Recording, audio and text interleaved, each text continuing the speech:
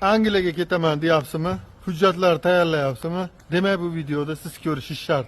Hozirgi sizlar eshitadigan video egasini o'zini roziligi bilan yozib olingan. Eshitib xulosa qiling va do'stingizga jo'natib qo'ying. Assalomu alaykum, va alaykum assalom. Yaxshimisiz? Sog'ligingiz yaxshimi? Yaxshi, rahmat aka. Labba eshitaman aka. Biz shunaqa Angliyadagi ishga bormoqchi edik. Angliyada agentство bilan gaplashganmiz. Aha. Ishga kiramiz deb hujjatlarimizni hammasini tashlab berganmiz. Aha. Hujjatlarimiz hammasi yaxshi deb bizga u yoqdan jo'natdi. Hujjatlar to'g'ri hammasi dedi. Undan keyin bizga sug'urtaga pul tashlanglar deb sug'urtasiga pul tashlab berdik sug'urtamizga. Nech pul tashlab berdinglar? 3 kishi $225 tashlab berdik. 775 dollar oladim. Hop, keyin Endi u yoqdan bizga Gmail'imizga xabar keldi, sug'urtalar bo'ldi deb, dokumentlar hammasi tayyor, yaxshi bo'ldi deb bizga xabar jo'natishdi. Hozir bizga vizaga pul tashlab beringlar deyapti. nech pul deyapti? 192 funt sterling bizga $244 bo'lar ekan, nimada? Dollarda. Aha. Bunga kelganda biz o'ylanib qoldik. Instagramda ko'rdik siz videongizni. Tushundim. Endi siz bu odamni qaydan topdingiz aka? Biz Telegram orqali topdik shuni. Bo'ldi, tushundim. Nima ishga jo'nataman Angliyaga deyapti?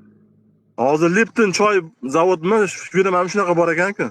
U odamda bilan gaplashdingizmi? Men mabodo ketmay qolsam, pulimni orqaga qaytarib berasanmi deb so'radingizmi? Nima dedi u odam? Yo'q, to'g'risida gaplashmadik biz to'g'risida. U odam bilan biz rus tili bilan ham, rus tilida ham, ingliz tilida ham muloqotimizda faqat yozishma qilib, mana Google'dan perevod qilib beradi-yu. Aha.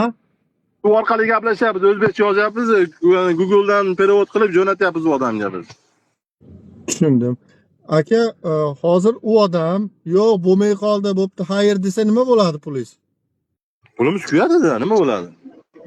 Bu oson pul emas-ku, siz aytayotgan 3 million pulni aytyapsiz hozir. To'g'ri, oson pul emas. Endi shunga biz sizdan maslahat so'raylik deyapmiz. Ilhom akamisiz, Ilhomjonmisiz?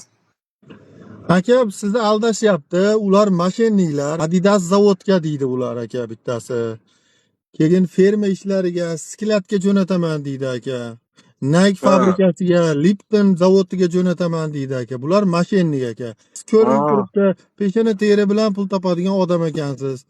Aka, Albatta biz mehnat qilib, mehnat orqali pul topamiz-da biz.